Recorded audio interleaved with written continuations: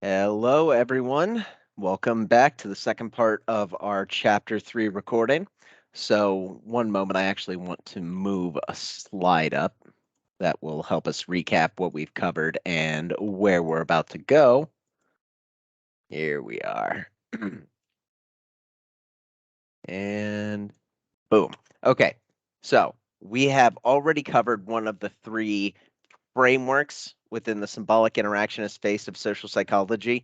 We covered symbolic interactionism itself as a framework, which is divided into two main schools of theoretical thought, right? So we have the Chicago school that's looking at the more traditional sort of SI in terms of how people make, recreate, interpret meanings in a situation, how that is a large, determinator, has a major impact on how people behave in interactions. And then we have the Iowa, Indiana school, which focuses on structural symbolic interactionism and examines the tenets that behavior may be dependent on self, but the arrangement of components within the self are likely reflective of um, the arrangement of larger structural components of a society.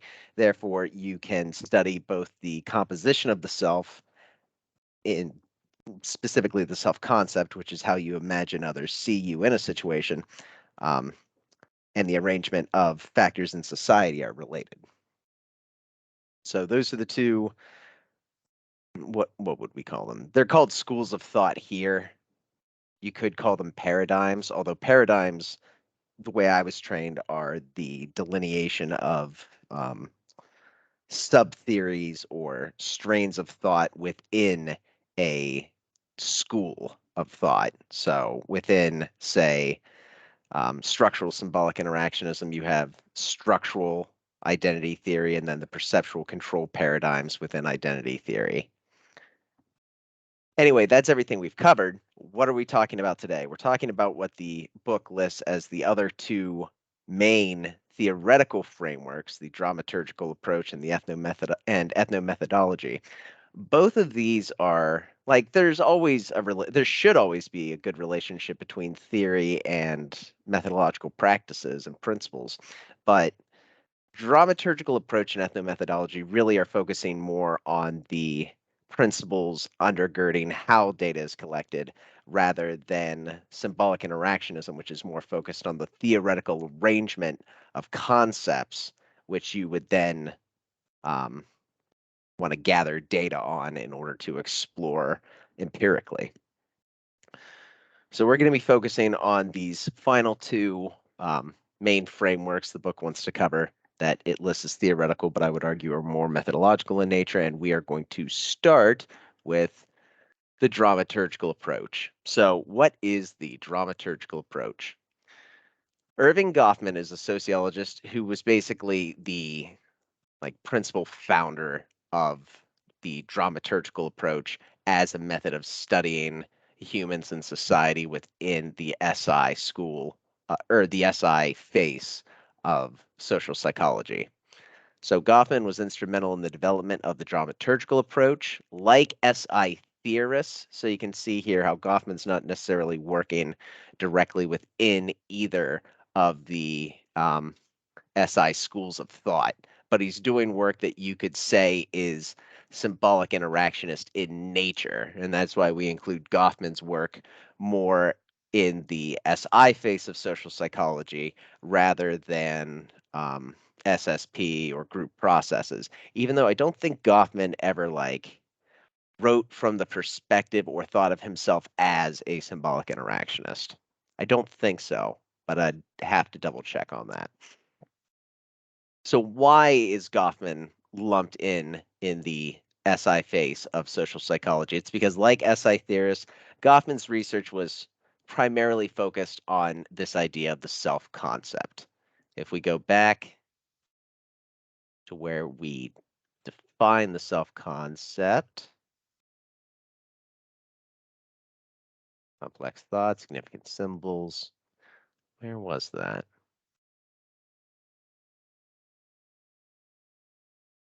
Qualitative methods. Hmm.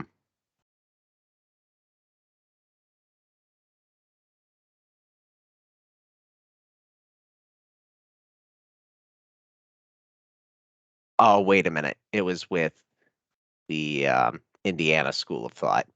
Self concept refers to characteristics, thoughts, and feelings that people attribute to themselves.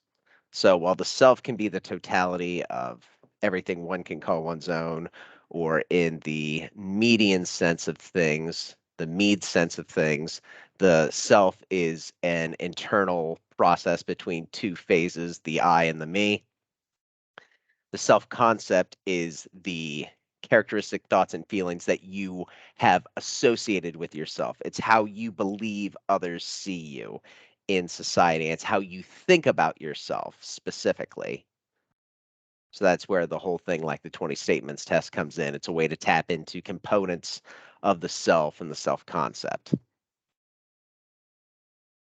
So this is something that Goffman also focuses on, although he doesn't really do it with surveys or with the way that structural symbolic interactionists would. But he does focus on this idea that the self is made up of several parts, that the self includes the self concept, which is how you think about yourself and all the values and meanings that you attribute to yourself. And so, with this focus on the self concept more broadly, Goffman specifically focused on the strategies people use to convey to others they are who they really claim to be. So, Goffman's focus was along the lines of if you see yourself as a Republican or Democrat, and if we were to bring an identity theory and say if that identity was very salient to you, Goffman was interested in how you went about enacting that identity as Republican or Democrat in a way that other people see it. And part of it's so like that you see it yourself and that you feel just by doing the action that you have been true to this identity that you hold. But Goffman was specifically talking about how you can engage in social strategies so that others see you the way that you want to be seen. If you see yourself as a Democrat and the political identity is relevant in the situation, Goffman would be interested in how you formulate the strategies to make sure others in the room saw you as a Democrat or a Republican. This can also apply in like less high stakes situations. So, um, if you have an extended family and like all the cousins have gone to college in roughly the same sort of year, you might be trying to go ahead and make sure that people saw you in the context of being an alumnus or a student at Kent State versus a student at the University of Akron or a student at Ohio State University. Goffman would be interested in the strategies by which you made sure everyone else in your family saw you as someone who's successfully acting the way a Kent State student would be. So from this perspective, the Goffman framework, people are viewed as actors whose stage performances through using impression management, sorry, people are viewed as actors whose stage performances use impression management to convey desired self-images to others and themselves. What does this text from the book mean? It means that whenever people are engaging in interactions or even planning out interactions, right, they have a series of behind the scene processes where they think and plan out how they're going to be acting, and then they perform interactions in such a way that other people are viewing them within a role or a character. So this is why it's called the dramaturgical approach. We'll get into that in the next slide because there's things known as the back region and the front region when we consider how people try and have their self-concept verified.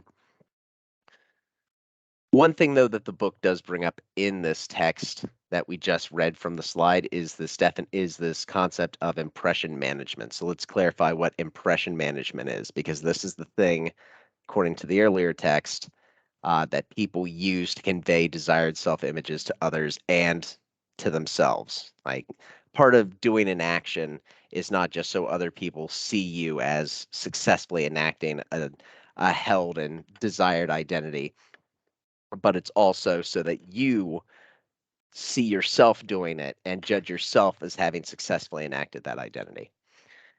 Anyway, so what are these impression managements that are used? Impression managements involve self-presentations that are designed to gain the support of or approval from others. So basically, impression management is any sort of action that you take, even if the action is choosing how you're going to dress before you go to a particular place, that you do with the intention of having someone see you in a positive way, right? So you refraining from swearing in front of your grandmother, even though you might do it around your friends, is impression management in that situation.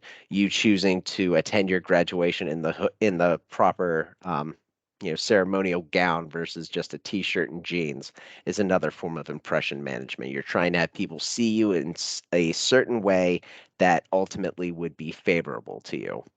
And then you use pre previous store of meanings that you've learned through your entire life and your interpretation of the situation to determine what sort of impression management would be most suited to the given situation.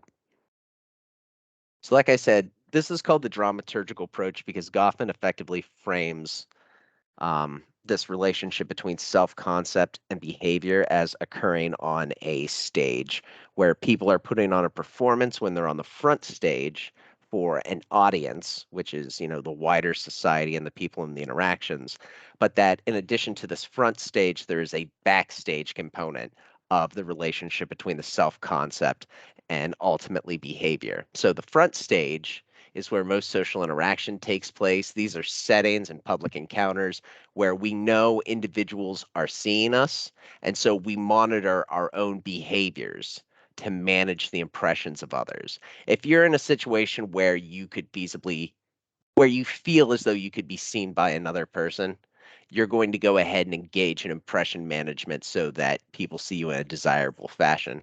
Goffman argues that there's also a backstage, which refers to situations that are low in normative regulation. These are settings where you don't have to worry about the self you convey to others, and you are free to express yourself. The idea is if it were a more intimate sort of situation like you and your spouse at home, you might consider this a back region where you don't have to be spending as much time and energy trying to engage in impression management.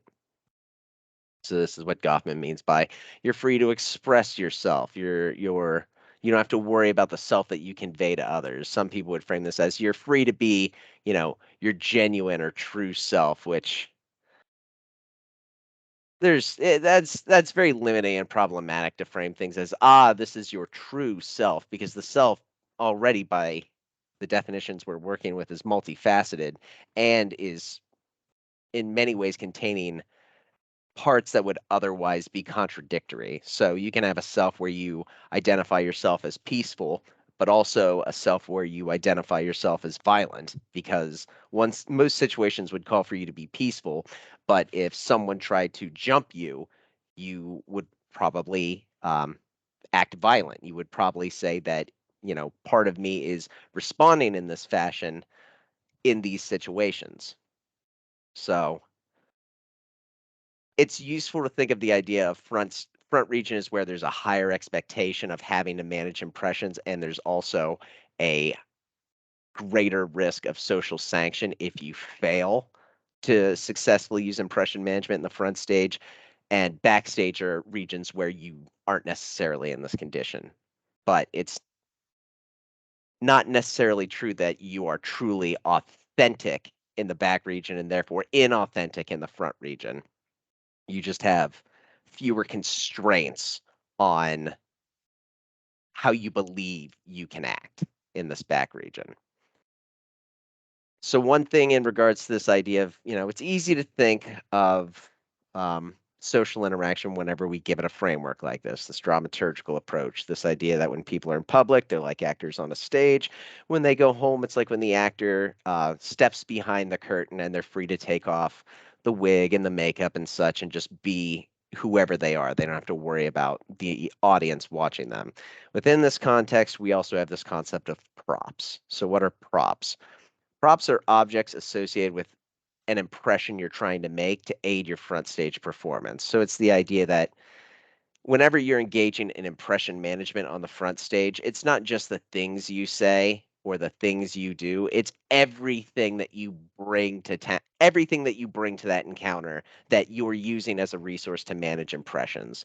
So um, if I were to go ahead and bring a briefcase, like a nice briefcase, while wearing a suit on the first day of class, and then did the exact same thing I would do, but in the second class, completely different class, I went ahead and walked in without that suit and without that briefcase, I probably wouldn't have inspired the same degree of, oh, this guy is really, really serious compared to whenever I did have the suit and the briefcase. The suit and the briefcase are props that I'm using in that first circumstance to go ahead and convey a certain impression to everyone else in the room that I take this serious, that I'm a professional, these various sorts of meanings that if I can bring them to the situation will be likely to play out in my favor because people are seeing me the way I want them to see me.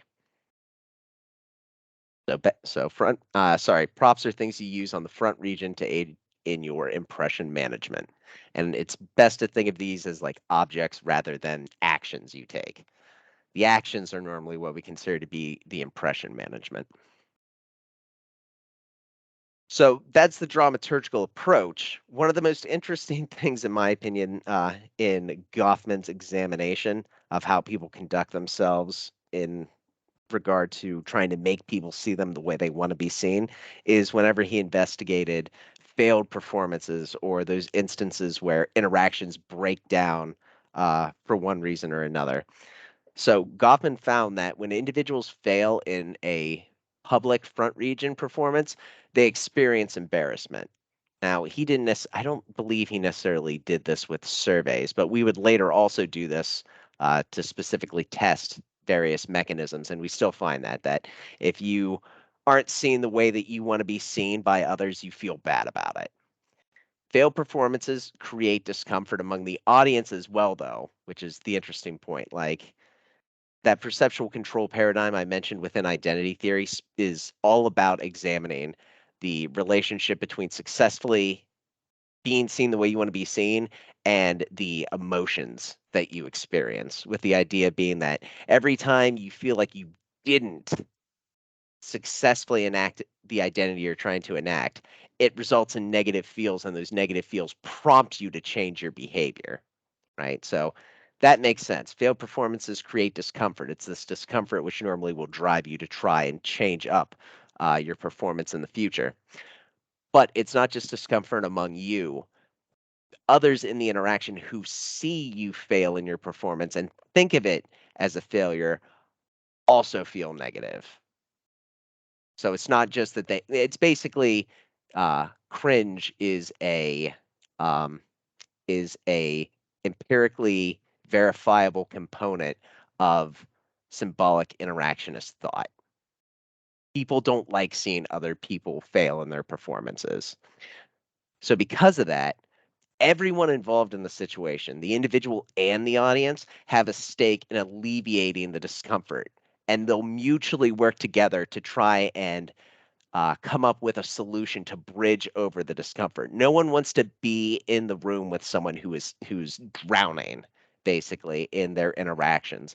And often you'll do something as the audience to help someone save face. Save face in Goffman's dramaturgical approach means you've managed to go ahead and recover from a stumble, and you've managed to go ahead and smooth the interaction out, and it continues to play out the way that both parties would like it to, which is an exchange of meaning without either party feeling negative. Except in like certain interaction contexts where you want the other person to feel bad, I guess. Um, I'm trying to think if there's anything else worth mentioning about this other than it's interesting. I suppose it's worth commenting. Um,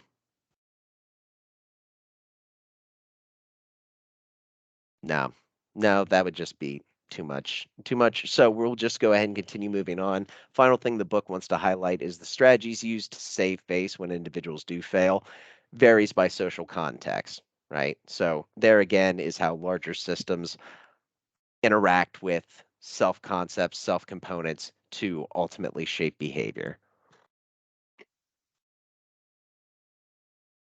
So let's talk about another study that draws on Goffman's dramaturgical approach. So we've got the Albus and Albus dramaturgical study of grades and impression management. So using data from classroom observations, again, this is even though it's not formally associated, I don't think, with SI, to the best of my knowledge, like not in the Goffman sense, it wasn't. Like I don't think he ever claimed to be a symbolic interactionist. Um, the dramaturgical approach often involves the same kind of methods that traditional Chicago school SI would use because their focus isn't largely the same area. It's how do people make sense of meaning in a situation and how does that ultimately shape behavior? So anyway, what happened in the Albus and Albus study?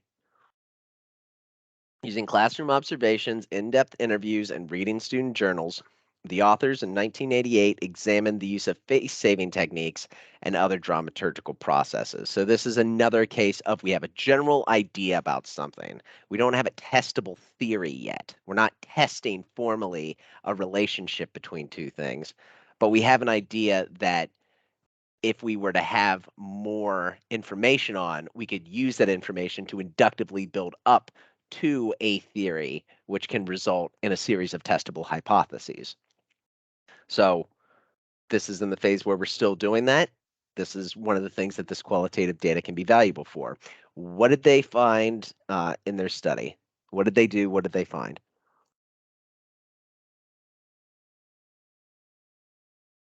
Oh, aces. I was reading that. I'm like, aces. I'm like, all right, people who did really well versus bombers who did really poorly.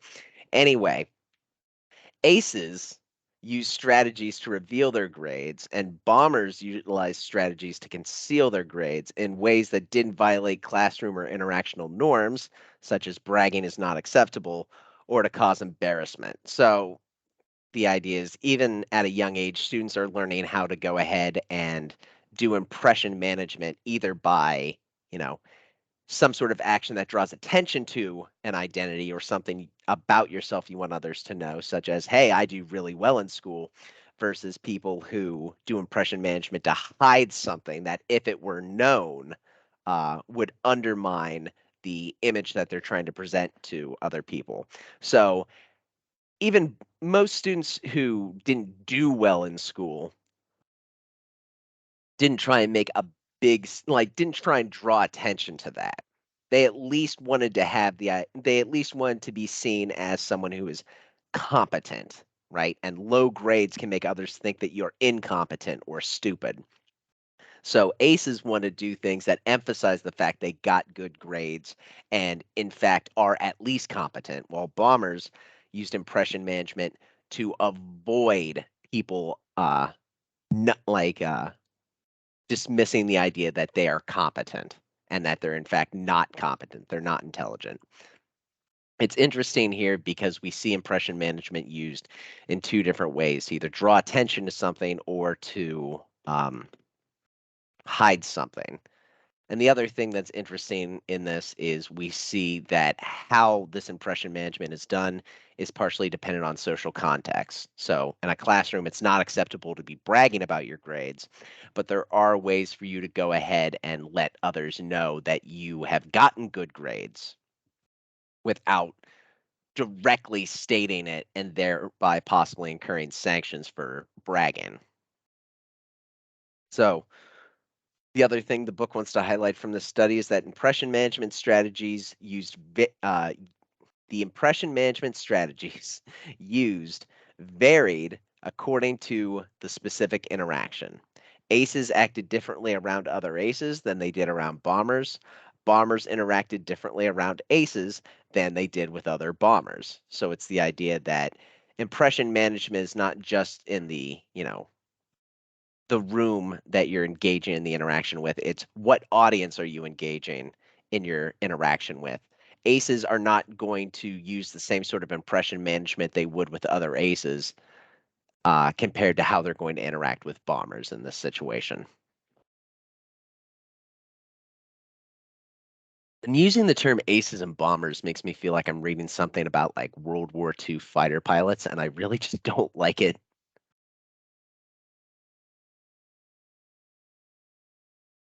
Wonder why they chose that language, because that's clearly from the original write-up of the study. Whatever. Moving on. So now let's go ahead and talk about public self-consciousness, because that's what this has all been building to, right? This idea that we want others to see us the way we believe we are. We want others to see us the way we ideally see ourselves in a situation.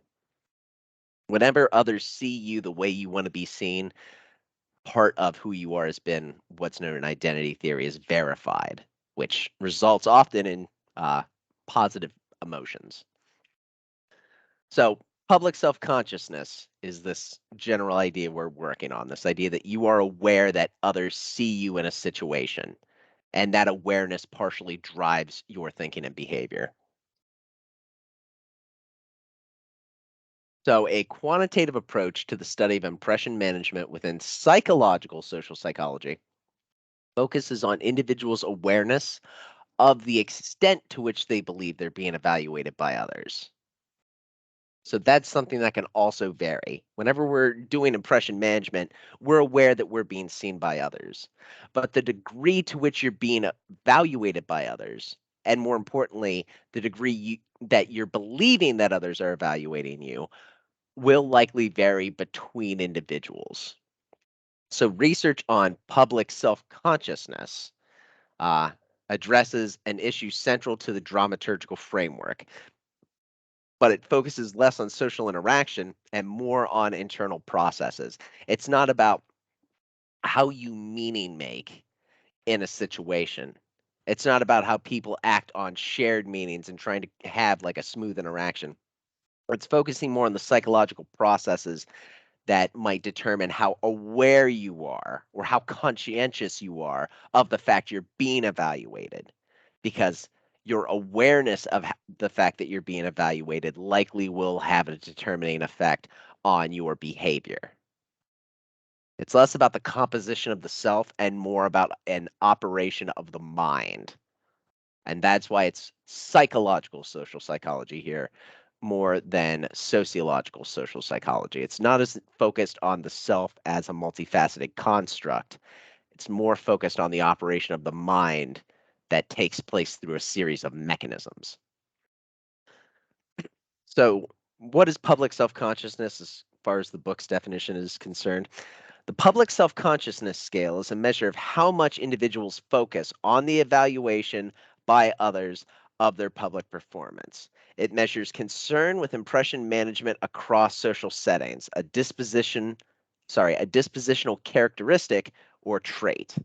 So if you have high public self-consciousness, it has been found with a fear of negative evaluation, a susceptibility to embarrassment, and a tendency to withdraw from embarrassing social encounters. So there we have a factor related to the operation of the mind, your awareness of others evaluating you or your belief of how much others are evaluating you. And the stronger that belief, the more likely you're going to fear negative outcomes, the more likely you're going to experience a negative outcome if you do have some sort of interactional um, uh, like break of character. And ultimately, because of that, you're going to be likely to withdraw from encounters that could be embarrassing because you have an elevated concern of the consequences of that interaction going poorly. But this isn't making any reference to how you see yourself, right?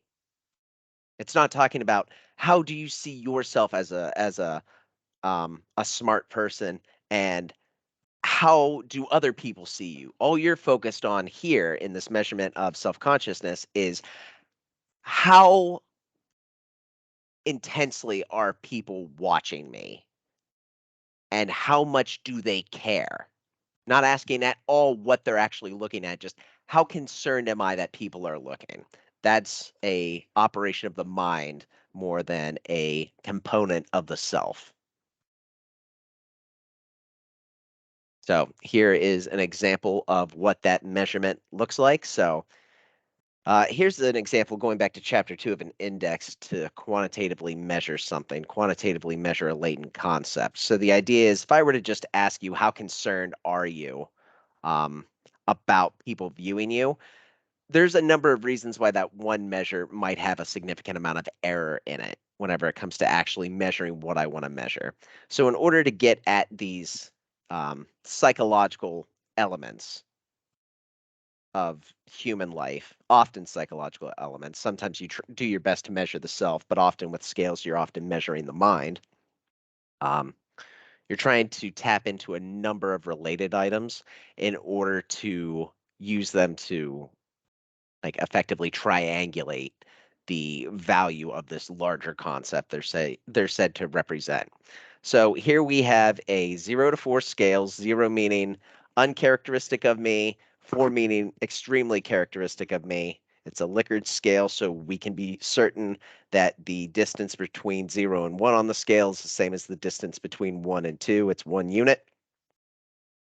Here are our 7 statements that we would then evaluate as extremely uncharacteristic to extremely characteristic. I'm concerned about what other people think of me. I worry about making a good impression. I'm concerned about the way I present myself. I'm self-conscious about the way I look. I'm usually aware of my appearance. One of the last things I do before leaving my house is look in the mirror. I'm concerned about my style of doing things. Nothing regarding to the actual way you are viewing yourself, in a particular set of interactional meanings. It's I'm just concerned that whatever I'm doing, however I'm acting, I'm doing it correctly. So using this, we're able to get a overall score for your self-consciousness. Yeah, your self-consciousness. And we were able to find, I would have to actually read the study, but there at least is no. So I'm looking at the bottom of the screen. The mean for men is 18.9 on the scale. So you would total up the score for each one of those to get your mean, or your score for each person, and then you take the average of all the people who participated. So for men, the average score was 18.9. For females, the average score was 19.3. That is a small difference. So I would be very surprised if that was actually statistically significant, or whether the difference that we're seeing in these numbers is just an artifact of sampling and data collection. So that's actually a little bit surprising. I would have expected that that women would be much more, there would be a much greater gap between men and women in terms of um, public self-consciousness. But I suppose this makes sense because the idea is, regardless of the larger social norms, um, both men and women, because this dramaturgical approach is such a key component of social life, would both be very concerned about how other people think of them in general, right? This doesn't make any reference to how men or women might have different levels of public self-consciousness in a given situation, right? It's just asking them about other people thinking of them, which completely removes the idea here that social structure shapes self, shapes behavior. I'm going off on a tangent here, but this is why I prefer personally working within sociological phases of social psychology, because they more directly address the fact that context and social context is going to impact the self. And you have to account for that, because if you don't, your measurements are going to not reflect how people actually are in the social world. Anyway, that's the end of us talking about framework 2 from chapter 3. So let's go ahead and round out now. We only have 5 more slides after this.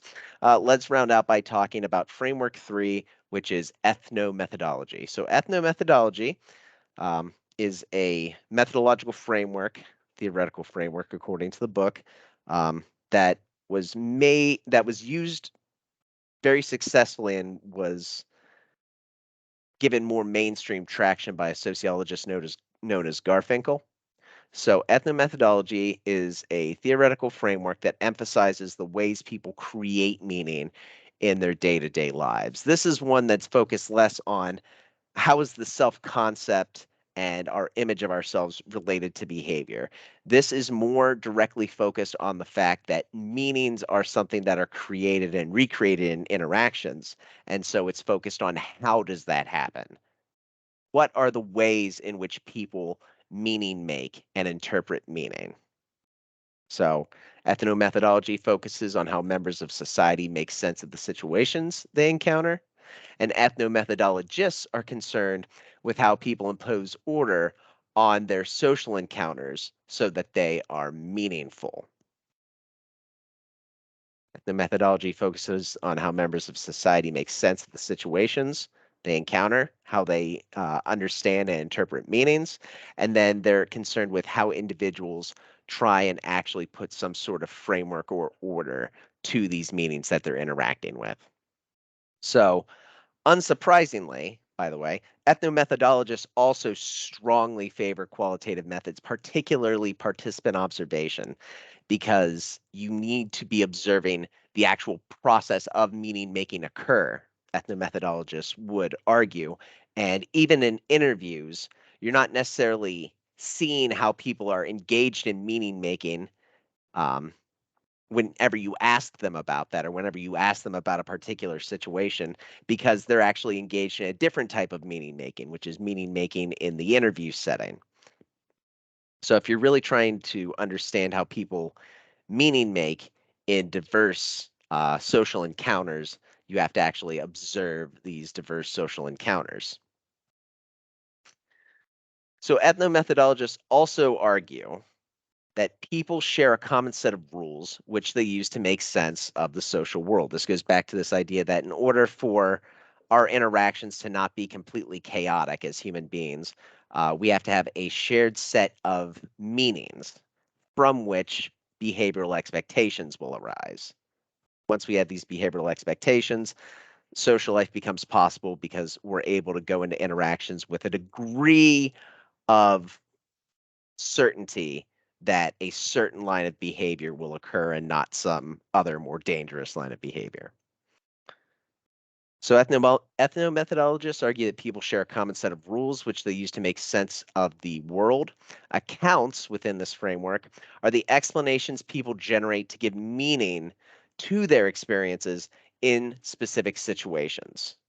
So ethnomethodologists are trying to understand how people make sense of the situations they're in, what meanings do they attribute to them. The idea being that if you gather a large enough amount of qualitative data and analyze it, you can inductively generate propositions in the form of theory that more generally spell out how human beings or maybe just people in Western society engage in meaning making processes. And then stating it in such a way that this theory generates quantifiably testable hypotheses. So let's get into examples of ethnomethodology, shall we? So ethnomethodology, studying accounts.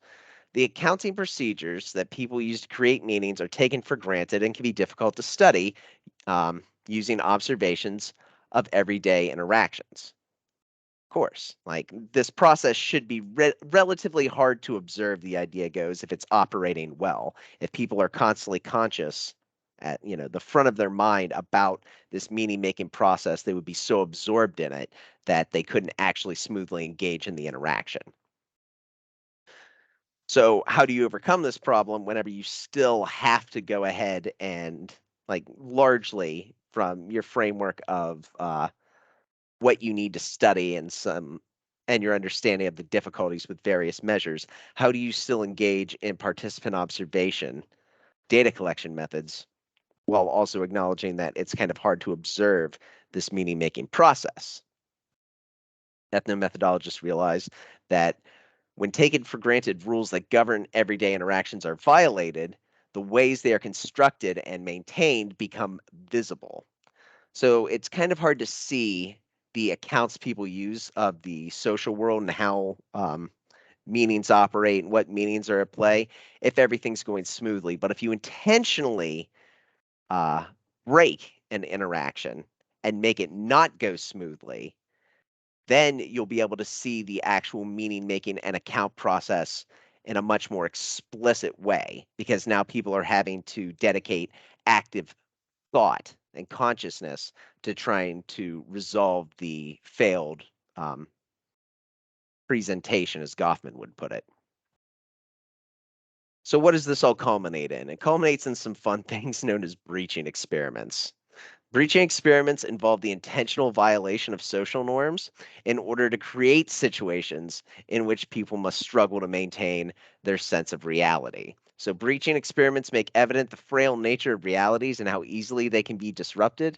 They also show how people go about reconstructing a coherent sense of reality by accounting for and imposing order on the situation disrupted by the unexpected behavior of others.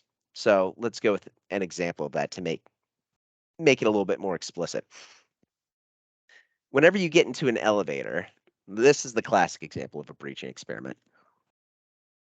Whenever you get into an elevator, it's an unwritten rule that you all face the front of the elevator where the doors are. A breaching experiment wants to understand how people have made sense of what everyone should be doing in that situation. The fact that everyone is just a rando in an elevator, and the unwritten shared meaning is that all randos stare facing forward, right? So if you go into an elevator with a bunch of randoms and you just keep facing towards the back wall, especially when they're all facing forward, you've now broken the um, the rhythm of the interaction. And now everyone has to start engaging their thought processes to try and soothe both their anxieties and their mental distress because things aren't just playing out as expected.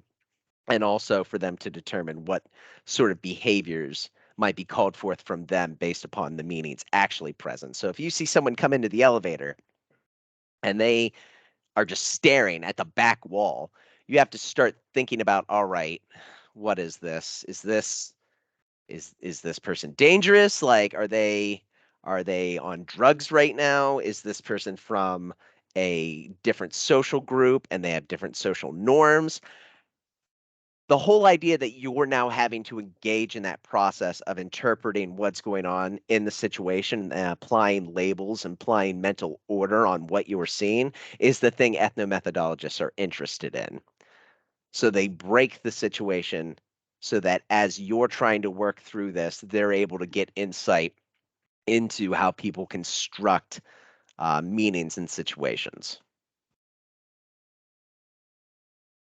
So let's continue talking about studying accounts.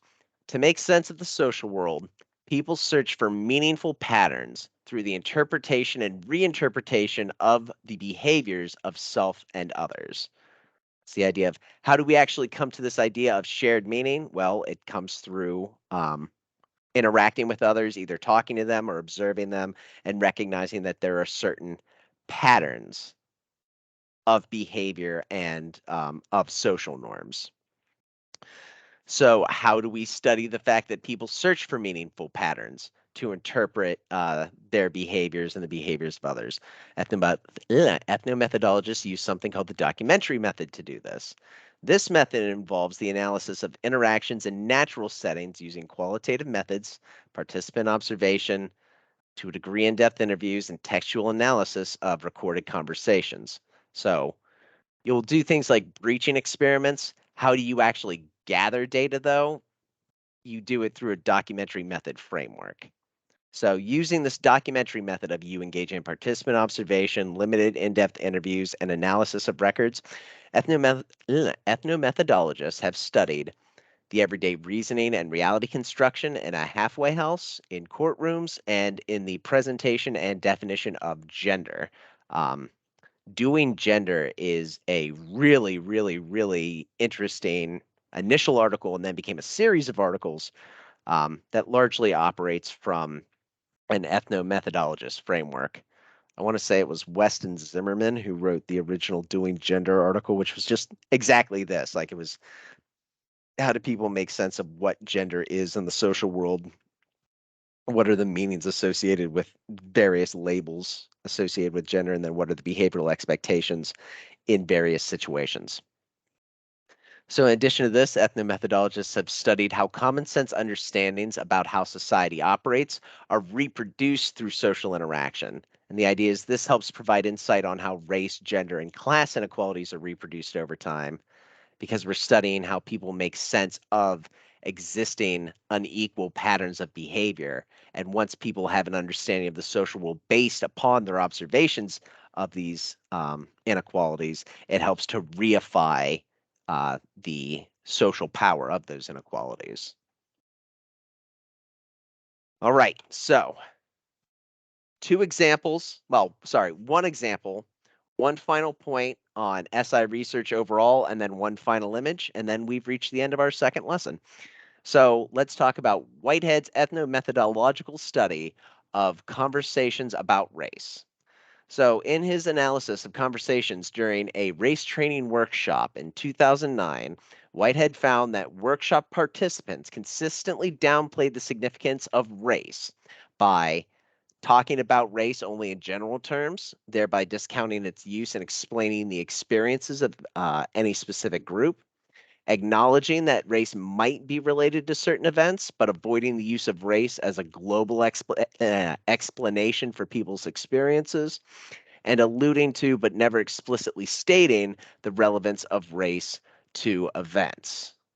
So participants tried to play down the significance of race through these behaviors. And in this way, Whitehead was able to go ahead and analyze people's meaning making process regarding these concepts. These patterns reveal the conversational strategies through which common sense understandings of race are reproduced, and this in turn provides insight into how racial inequalities at the macro level, the macro societal level, are perpetuated through individuals' micro level encounters. If I can find that in my list of articles, I'll put up the Whitehead article on Canvas, because that's actually, it's a very interesting read.